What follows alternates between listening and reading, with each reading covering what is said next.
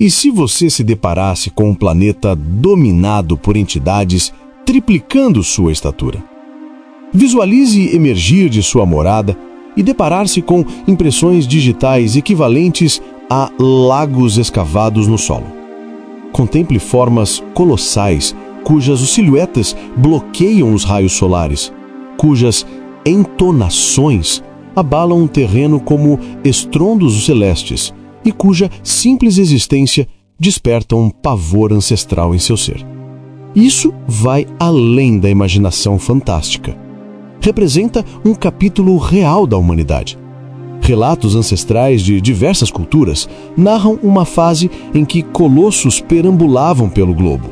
Os Néfilins, das narrativas judaicas, os Titãs, das lendas helênicas, os Fomorianos, das sagas irlandesas. No entanto, esses não eram seres amigáveis de fábulas infantis. Eram caçadores vorazes, e você seria mera caça. Então, o que tornaria sua existência inviável nessa época de titãs? Vamos desvendar isso coletivamente neste capítulo inédito de Segredos Ancestrais. Seja bem-vindo.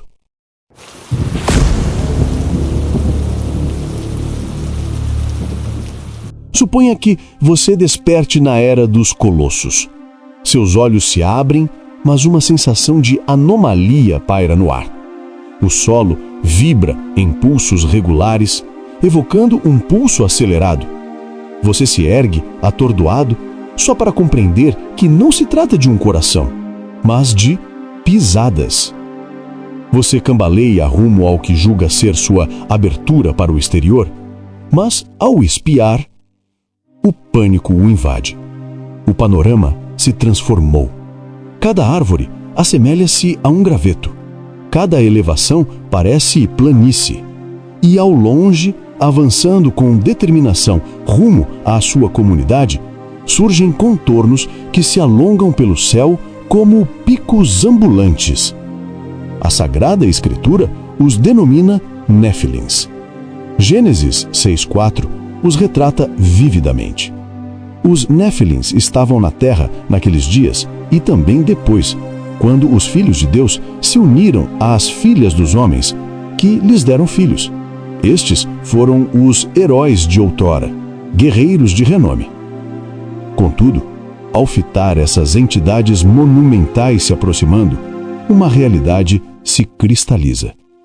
Eles não representavam salvadores, eram verdugos.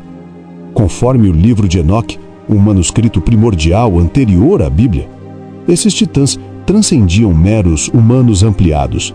Eram aberrações. Híbridos oriundos da fusão entre anjos rebeldes e fêmeas mortais. O documento os pinta com 3.000 côvados de altitude, equivalendo a mais de 9.000 pés. Quando uma dessas bestas se avizinha de sua vila, você capta o significado real dessas dimensões. Inclina a cabeça para cima, mas falha em vislumbrar seu ápice.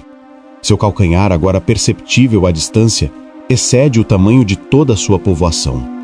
Um mero movimento sísmico o derruba ao chão. Você tenta fugir, mas para qual refúgio? Em um universo moldado por e para esses leviatãs, não existe esconderijo para alguém de sua proporção. Esses colossos não se limitavam a partilhar o espaço com a raça humana. Fontes milenares revelam que eram devoradores insaciáveis. O livro de Enoque declara que eles devoraram todas as posses dos humanos. Quando isso se esgotou, voltaram-se para consumir pessoas. Enquanto se oculta atrás do que restou de sua residência, agora em ruínas pela proximidade do Titã, você assiste aterrorizado enquanto apêndices massivos, cada dedo mais robusto que caules arbóreos, resgatam indivíduos dos destroços, seus companheiros, aliados, parentes, erguidos sem esforço e inspecionados como minúsculos bichos antes de sumirem em uma cavidade bucal tão imensa que você poderia adentrá-la ereto. Essa é sua nova condição. Você não é só diminuto, é alimento. Suponha que por um golpe de sorte você escape desse confronto inicial. Talvez o Leviatã se distraísse com vítimas mais acessíveis, ou você descobrisse uma fenda terrestre profunda o bastante para se abrigar. Agora encara um panorama ainda mais sombrio. Como persistir no cotidiano em um ambiente não projetado para sua escala? Você anseia por sustento, mas as lavouras que outrora nutriam sua aldeia agora jazem esmagadas sob pegadas maiores que residências. Os grãos remanescentes se dispersam por vastas extensões de terreno arrasado, e coletá-los implicaria a exposição ao relento por longos períodos, intervalos nos quais outro colosso poderia emergir no horizonte. Você clama por proteção, mas observe ao redor. Toda a construção nesse reino é erguida para abrigar entes cuja magnitude você mal concebe. Portais se elevam como portões de santuários, se você os alcançasse. Escadarias são talhadas em monolitos, com degraus superando sua altura. Globalmente, vestígios arqueológicos exibem estruturas pétreas colossais que desafiam explicações convencionais. Os megalitos de Stonehenge, os fundamentos em Baalbek, alguns excedendo 800 toneladas. Os blocos lapidados com exatidão em Pumapunku, na Bolívia, ajustados de modo que nenhuma lâmina penetra entre eles. Especialistas contemporâneos confessam inaptidão para replicar tais obras, mesmo com equipamentos de ponta. Mas agora você compreende sua origem. Foram forjadas por e para criaturas capazes de manipular rochas de 800 toneladas, como você lida com canecas. Você necessita de hidratação, mas os mananciais e fontes desse cosmo titânico são tão profundos e largos que aproximar-se deles equivale a beirar um abismo. Os vasos para extrair líquido superam banheiras em volume e veículos em peso. Mesmo acessando o fluido, como erguer um recipiente destinado a palmas equivalentes a seu corpo inteiro? No Líbano, o enclave ancestral de Baalbek abriga os maiores monolitos lapidados do planeta. O santuário de Júpiter repousa sobre bases pétreas, cada uma de 800 toneladas. Ainda mais enigmáticas são as peças inconclusas na cava adjacente, blocos até 1.200 toneladas, talhados com precisão inexplicável. Ao percorrer essas metrópoles gigantescas, cada utensílio encontrado é descomunal. Malhos pesando quanto automóveis, vasilhas servindo como tanques, armas que você nem arrasta, quanto menos maneja. Você não é meramente reduzido nesse domínio, é totalmente vulnerável. E aí surge a revelação aterradora. Você não foi concebido para perdurar aqui. Foi destinado a servir, ou a ser devorado. Mas imagine que você consiga obter nutrição, líquido e algum tipo de guarida nas brechas desse universo colossal. Agora surge o aspecto verdadeiramente pavoroso: confrontar os soberanos em si. O livro dos Jubileus, outro pergaminho vetusto, proclama que a iniquidade se multiplicou no orbe e toda a carne perverteu sua conduta na era dos titãs. Eles não eram só fisicamente dominantes, eram eticamente corrompidos. E você, frágil e desprotegido, estaria inteiramente à mercê deles. Visualize sua rotina diária nesse inferno. Você desperta, se o ruído incessante de pisadas permitiu o repouso, e escaneia imediatamente o panorama em busca de contornos imensos. Mas então ecoa, um barulho como ribombos, porém cadenciado. Gargalhadas. Uma risada monumental ressoa pelo ambiente como uma proclamação de uma divindade, e se aproxima. Segundo as sagradas letras, esses entes encheram o orbe de brutalidade. O termo hebraico para seu proceder, Hamas, evoca a agressão em sua essência mais feroz, não só assassinato, mas sadismo, dominação e a total falta de equidade. Com o riso intensificando, você discerne o horrorizado ocorrido. Eles se divertem, e você é o elemento lúdico. Você corre, mas suas pernas curtas limitam o avanço. O solo estremece a cada passada atrás de você, cada uma abrangindo distâncias que você levaria minutos para percorrer. Você se lança atrás de uma rocha no instante em que uma penumbra o envolve, projetada por um ser tão elevado que sua face permanece invisível. Uma voz troveja acima, em dialeto reminiscente de avalanches e estrondos. Você ignora as sílabas, mas o timbre é inequívoco: deleite. Para essa entidade, sua evasão aflita é mera distração. Uma palma colossal se estende, maior que seu refúgio inteiro. Dedos mais densos que caules exploram a vizinhança de sua pedra, provocam, iludem com a possibilidade de escape antes de bloquear caminhos. Isso não é perseguição, é folguedo. E você é o artefato. Assim transcorria o cotidiano sob o jugo dos colossos. Não uma batalha pela persistência, mas uma extensão de lazer para criaturas que o encaram como uma praga engraçada.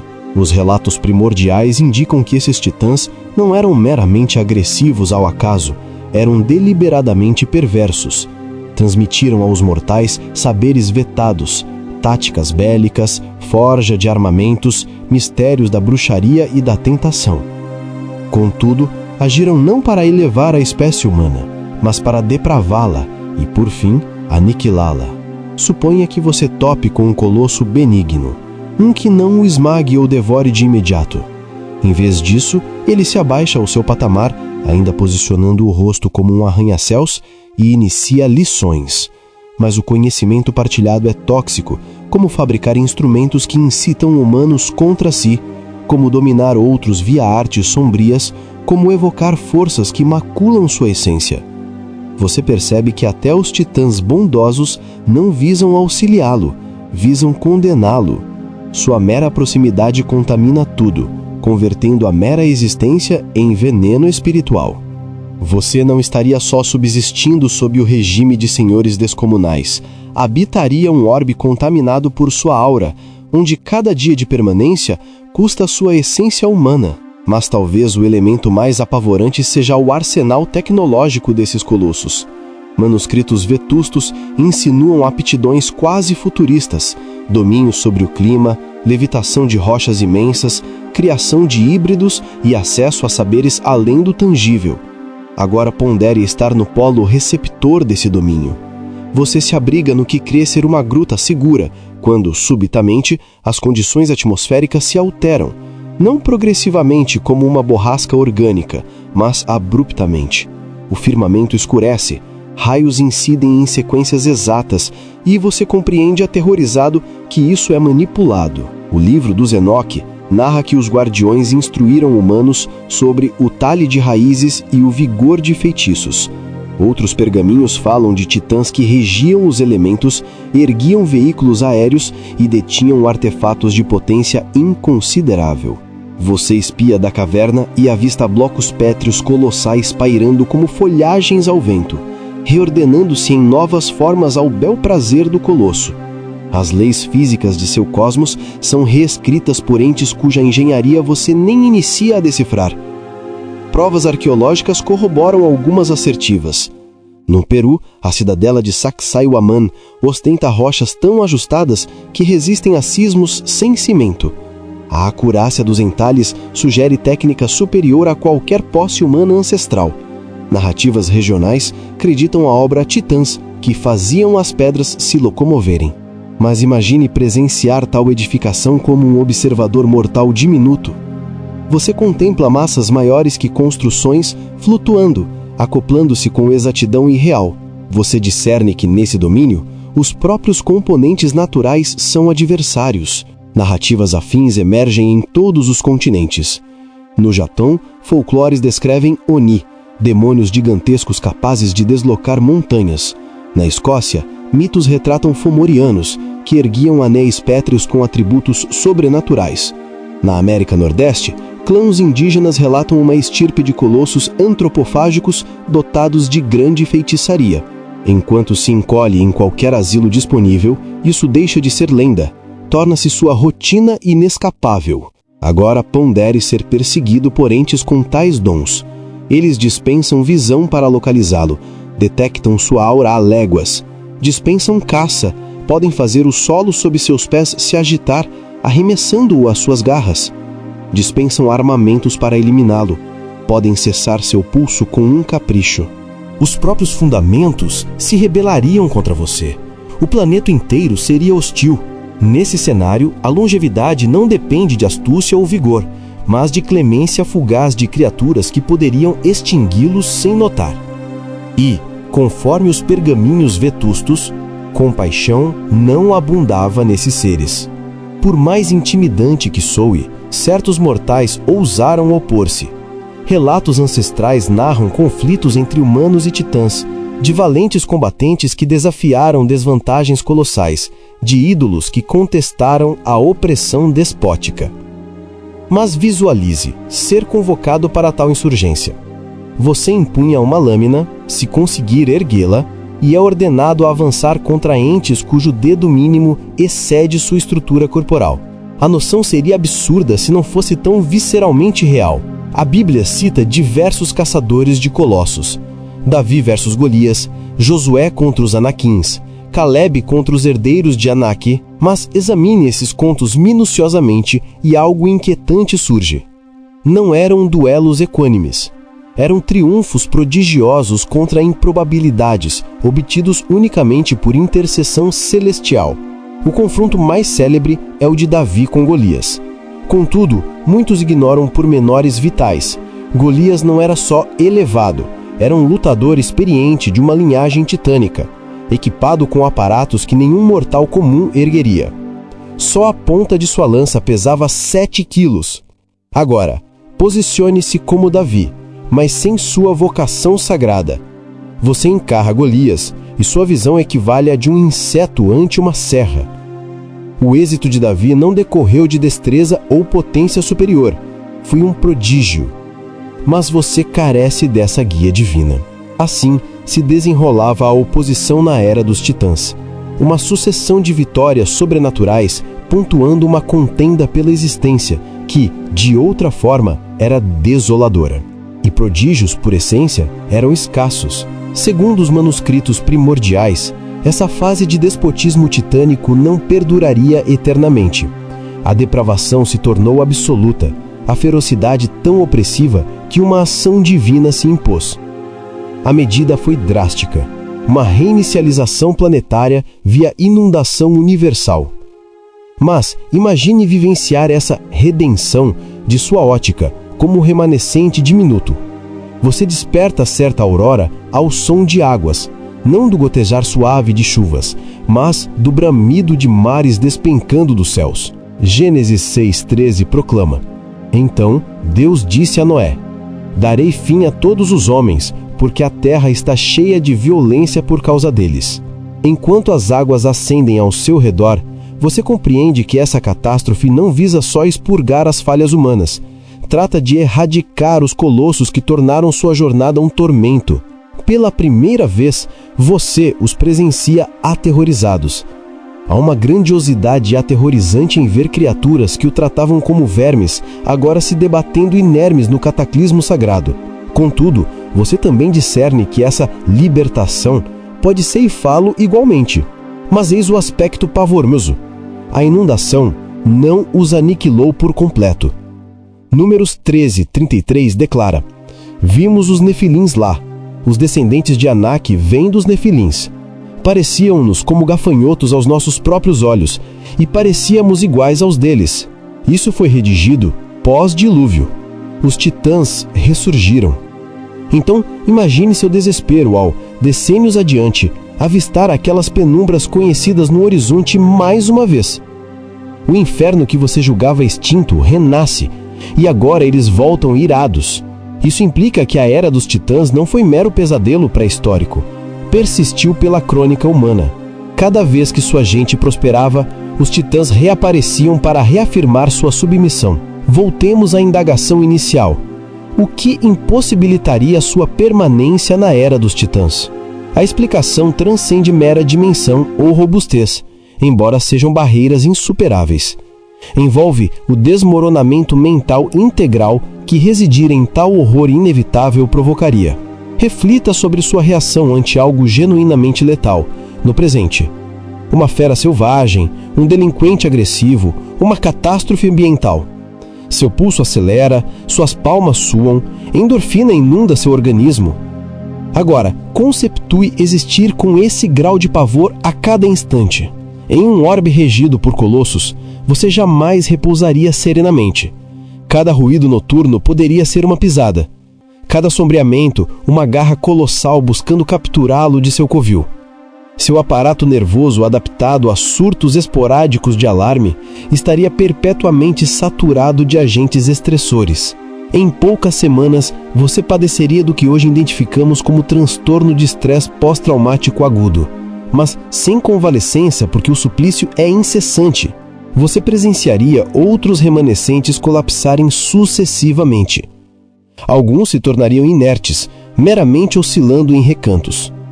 Mas talvez mais devastador que o temor perpétuo seja a inaptidão absoluta. Os humanos somos inatos resolvedores de enigmas. Confrontamos obstáculos e forjamos saídas. Mas na era dos titãs não há resoluções, só postergações efêmeras do destino. Você não pode combater entes cujas cutículas superam a rigidez de suas armas mais potentes. Não pode se ocultar de criaturas que remodelam o terreno à vontade. Não pode barganhar com seres que o veem como parasitas. Todo o impulso de preservação que você tem seria não só inócuo, mas prejudicial. O instinto de luta, autodestruição. A evasão, um adiamento fugaz do fim. O imobilismo, você vira presa acessível. Você ficaria enclausurado em um cosmo em que cada reação instintiva ao risco agrava sua condição. O abalo psíquico dessa inaptidão total demoliria sua psique bem antes que os titãs arrasassem seu físico. Enquanto sua mente se fragmenta sob a tensão, você nota mudanças em si e nos demais sobreviventes. A subnutrição crônica o deixa debilitado e esquelético. Seus fios capilares embranquecem pelo estresse, mesmo juvenil. Suas mãos vibram incessantemente e você se alarma ao mínimo eco. Você desenvolve o que chamaríamos de ansiedade titânica. A incapacidade de saborear até um instante de tranquilidade, pois escrutina perpetuamente o horizonte por perfis monumentais. Você não pode fitar uma nuvem distante sem questionar se é o crânio de um colosso. Os raros outros remanescentes encontrados exibem estados análogos. Diálogos se resumem a alertas murmurados sobre vislumbres de titãs e esquemas crescentemente aflitos para obter víveres ou proteção. Ninguém discorre sobre o porvir, pois todos captam sua inexistência. Vocês todos aquiescem que existem um prazo cedido, que sua continuidade não passa de um lapso que será corrigido.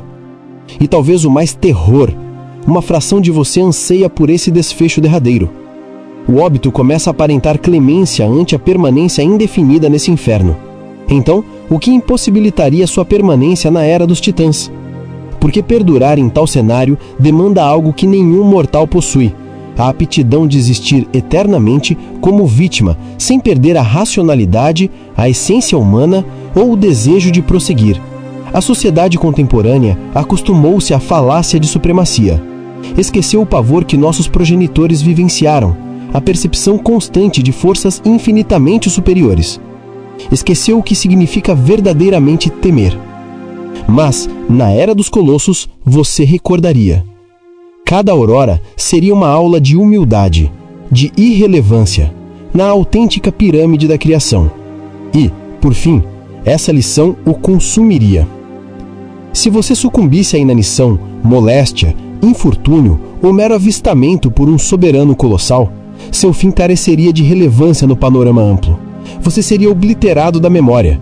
Sua efêmera jornada, tão insignificante para os titãs como o perecer de uma formiga para você. A interrogação não é se você perduraria na Era dos Colossos, é se essa fase realmente se encerrou. E se não, você está equipado para o vindouro? Porque, conforme profecias vetustas, os titãs estão fadados a reassumir o comando manifesto sobre o orbe, e ao fazê-lo, os humanos atuais, débeis, vulneráveis e totalmente inaptos para tal verdade, se sairiam pior que seus antepassados. Os ancestrais buscaram nos alertar, gravaram suas advertências em rochas, redigiram em livros, incrustaram na topografia planetária, narraram sobre os titãs que outrora ditaram o globo, que o saturaram de ferocidade, que encaravam a raça humana como meros vermes a serem triturados ou ingeridos. Mas optamos por interpretar suas advertências como fabulações, seus depoimentos como folclores, seus temores como crenças arcaicas. Talvez seja precisamente isso que os titãs esperavam que fizéssemos, pois, na Era dos Colossos, o desconhecimento não é graça, é aniquilação. Qual sua opinião? Vivemos à sombra de titãs ancestrais? Ou rumamos para seu ressurgimento? Compartilhe nos comentários. Dê like neste vídeo e se inscreva para ficar por dentro das novidades. E se você estiver ávido por desvendar mistérios bíblicos, continue conosco acompanhando nossos vídeos. Até breve!